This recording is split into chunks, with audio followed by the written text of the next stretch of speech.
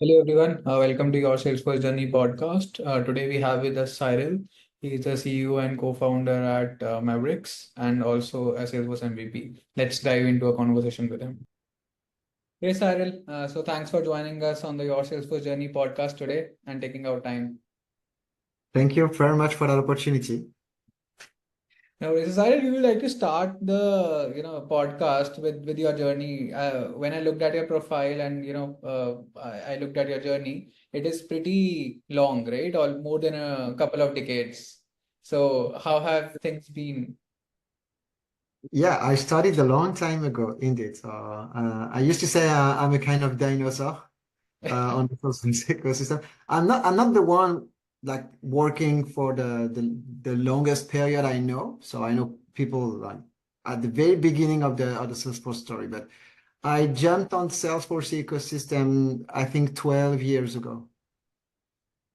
And since how long have you been in IT services? Almost more than 20? Yes, yes, it's also common a common journey with a lot of people. I started with another CRM, the red one. So yeah, started with Oracle and Siebel, and then I switched to Salesforce mainly because I saw the value of this. Back in the days, we called that on-demand software. So now it's much more cloud Yeah. computing and software as a service. And this is how everything started on my Salesforce journey 12 years ago. Great. So you are a Salesforce MVP now and you're pretty active, right, in the community as well. So what made you think of becoming an MVP or contributing to the community? Was it related to something that when you entered Salesforce, the resources was not available, mentorship was not available? Is that one of the reasons, or what fueled the MVP in you? Uh, I think being an MVP has never been a target by itself, like just for the sake of being an MVP. Don't get me wrong, it's a nice recognition. So we actually appreciate being an MVP, but it never been a target itself. Mhm. How everything started, actually, I'm from Paris initially, France, and I Mhm. moved in Geneva, Switzerland. And when I moved to Switzerland, actually, I had to rebuild my network. So the thing I made was initially to join existing user groups in Geneva. Mhm. And when I just arrived, Geneva only had one group, which was the developer group. I'm not a developer, but I joined the developer group to build my local network. Mhm. And by talking with different people, I just realized that I was not the only one joining the developer group just for the network. Mhm. The developer user group leader at that stage encouraged me to initiate a user group, a generic user group. Mhm. And this is how everything started to animate the local community. So launching that group and then growing the community from at the beginning, I think we were something like five attending a meetup. And the last event we are between 50 to 80 for depending the topic, obviously. Uh, so the group the philosophy the atmosphere of the group changed a lot, and now we always have the core team always joining every event, and this is great to see the group growing that way. Great. So what are the common topics you discuss among the user group? It is more admin, more user centric, or is it like mixed of all the things? Yeah. it- so at the beginning of the user group, so Salesforce started, to split the topics between user group, developer, architect, marketers, and then they switched the name of user group to administrator group. And then they switched back. They said if you want the user group, if the name user group make more sense for you, you can keep user group instead of admin. And for us, make more sense to talk about user group than admin because we are addressing a lot of different topic, the most generic ones. Mm. Could it be for admins, but also for business analysts, also best practices, sometimes around the Salesforce ecosystem, not directly on the Salesforce product. So also highlighting ISVs, so App Exchange. So And basically, sometimes you yes, maybe go ahead. Salesforce customers also can participate, right? Who want to understand the Salesforce ecosystem. That is also something, they can join the group for, is it, or no? Yeah, clear. Uh, when you join the user group, it's either to learn more on one specific topic, so depending the agenda, but also to discover the ecosystem. A lot of customers don't really know we have that kind of community in Salesforce. They have no clue. They can raise their question, and someone could be a direct competitor, might answer and help you. So joining the group, they really feel that community, what we call the Ohana, and then they realize how different is Salesforce community on the professional ecosystem. And then they really appreciate that.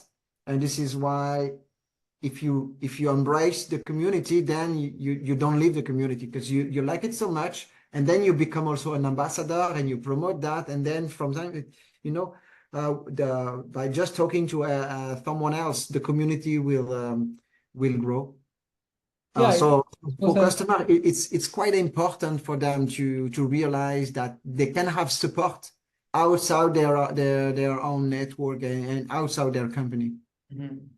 Yeah, I think Salesforce has one of the largest communities, talking about the SaaS platforms out there.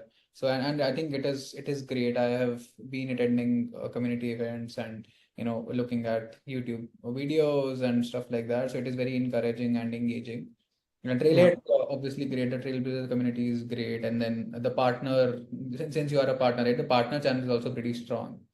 Talking about the partner community out there. So I think Salesforce has built a really nice community out there to collaborate and help everybody out there.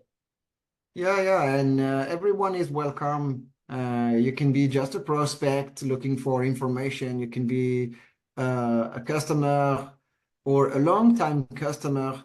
You can be a partner. So everyone is welcome. There is no competitors. There is no competition within the group. So everyone will have something to share. A return of experience, a specific project that they've done, a specific issue they face and how they manage it. This is what we want to share with the audience. No judgment. It's just sharing the knowledge, tips and tricks, and ease the journey of someone else. Yeah, no, that's great. So, how did you get into entrepreneurship? What drive you to entrepreneurship, and how did you thought of starting off your own? It's a mix of different of different things. The first thing is a lot of friends of mine jumped into entrepreneurship long time before me. So I just saw them as an example, and actually, I felt a lot of fear to start something. So I just look at them, say, okay, they are successful.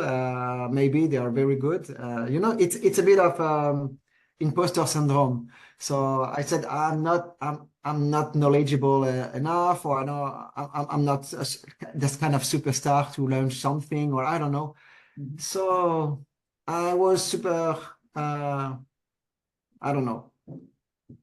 I was a bit a lot of expectation, and so I was not ready. And just by seeing a lot of success around me, I said, okay, I feel like now I am ready to start something. But since also I was still afraid, my entrepreneurship journey started with intrapreneurship. So it's within an existing company to build the Salesforce practice from scratch. So I have a bit of liberty to initiate something, but still I have someone to have on my back to save me just in case. And I've done that like two times. So to build a practice or to launch a new subsidiary. And then I said, I'm ready now to build my own stuff and to see how we can grow, and if I can also bring a lot of similar talents with the same philosophy. And this is also great to see when you meet different people and you have the same vision, the same DNA. This is super great. Yeah, no, I think, and what pretty, some of the challenges that you faced while in your career or while starting your business and stuff like that. What was the couple of challenges that you clearly remember, which kind of took your breath away for a while? When you at the very beginning, you might face a trust issue from the market. Because the market, when you launch a company, the company becomes another entity that is not directly you. So you might have a lot of experience and references and project that you've done, etc. But when you start to promote yourself as a company, the market will ask, what are the reference of your company? But you just launched the company, so basically you have zero reference. So you can promote your own experience or expertise, references, but it's not the references of the company. So somehow at the beginning, it was quite complex to reassure the market that the company is knowledgeable, because the company was brand new with no reference. So it was just to build the trust by highlighting and highlighting the people within the company. So we are seeing, we are not selling references of the company that has been done somewhere in the globe 2 years ago. We are selling you the people who have the knowledge of experience. So this was the first thing to manage. And maybe the second one is the complexity to decide when you're ready to hire someone. Yeah, that is pretty challenging, right? Because if a project is in pipeline, you never know it is going to convert or not, but you need the people, right? And if it converts, then you need probably another one as it scales. So that is everybody's, I think, figuring that out. I speak to a lot of folks out there running organizations, but that is a common challenge amongst everybody. Yeah, we That learn. Yeah, Cyril, I think that is wherein people have started collaborating. So, if I need some resources and Cyril has a couple of them extra, then we can probably collaborate on that. And till the time I hire my resources and stuff like that. So that is a way the partner ecosystem is also growing and running. So I think, yeah, but this question is yet to be answered and nobody has a solid answer to this one. Nah, there is no secret sauce. I don't think, unless maybe the network. Yeah. Because at the beginning, if you're not sure enough of your pipeline or your capability to convert everything you have in the pipeline, you can start just by relying by additional resources. So the core team is your team, and then you can add 1 or 2 external resources from your trusted network. Yeah. And the community of Salesforce is one way to identify trusted partners or key resources, knowledgeable people. You have plenty of ways to identify people. Could it be, from the blogs, from the YouTube videos, from different internal program at Salesforce, like the MVPs or the marketing champions, the Tableau. Yeah, Tableau the champions. platform champion. You're also a platform champion, right? If I'm not wrong. Yeah, but that program has been retired. But yes, I on top of being an MVP, I was also recognized as a platform champion. So how do you manage running an organization, managing a team, working with the clients, scaling the organization, becoming an MVP, attending Dreamforce every year, partying at Dreamforce? And I was looking at your post today on LinkedIn. You were out there with the team probably earlier this week. So how do you manage all these things? Do you sleep or no? I do. Less than I want, but I do. No, I think one of the key is don't do things just to do things. Since I like to share with people, I like to coach, train, guide, mentor people. I don't make any effort to do so. I really enjoy that. So for me, it's not an additional task on my to-do list. It's just because for me, it's purely natural. I don't see any effort by sharing with the community, organizing events, participating to different conferences as a speaker. It's like truly natural. And I think it's the key, because if you do it just to be seen or, with the wrong Intention. process, the wrong target, you will just stop, you will quit. So this is how you can add different things. And all those actions actually, for me, it's the same target. It's to help people and also to increase my knowledge. So I share a lot, but I learn a lot by participating to Dreamforce or dreaming events, conferences, even user groups. I don't expect to be the only speakers on my user group events. So I ask people to come and share, and so I can also learn. So the more I share, the more I learn. And if I love to share and to learn, it's a benefit for the community. It's a benefit also for my company. It's a benefit for my customers, because when I will have a question, either I have the answer or I know someone who will have the answer. Answer. Yeah. I think that is really important to collaborate. Today's a world of collaboration. You can't know everything and anything, right? So I think collaboration is the key. So obviously these communities are something that kind of help everybody get in touch and stay ahead of the curve there. Yeah, it's also an example that I took from time to time with customers, just to make them realize how strong is the community. I said, you can use Twitter or X using a specific hashtag, ask force, and ask your question, and you will see how fast someone in the globe will bring an answer. You can also raise that question in the success trailblazer community groups, and you will see again how fast someone will bring the answer. You can join Slack groups, and you will see again, people are really keen to help. You just have to ask. You have no clue how the people are ready to help. Just ask and you will see. And sometimes instead of being stuck in a problem for weeks, ask the question. Don't be shy. No judgment. If someone have faced the same issue before, they will be more than happy to share the answer, or the way they manage it. It might not be the case for you, but at least you will have an idea how to start the resolution. Yeah, it'll at least trigger your mind to in the right direction, right? Yeah. Perfect. So Cyril, one probably last or second last thing. So if you were to start today in the Salesforce ecosystem, what steps would you follow? And so this question is basically for anybody new in the ecosystem trying to enter, expand and learn. What steps we have followed starting 2024? So I told you I am also mentoring people, and part of the people I mentor, sometimes also newcomers in the industry. So either someone really fresh in the industry, or someone coming from another industry, so within a reskilling program. And this is one of the questions they ask. So how do we start? Where should I start?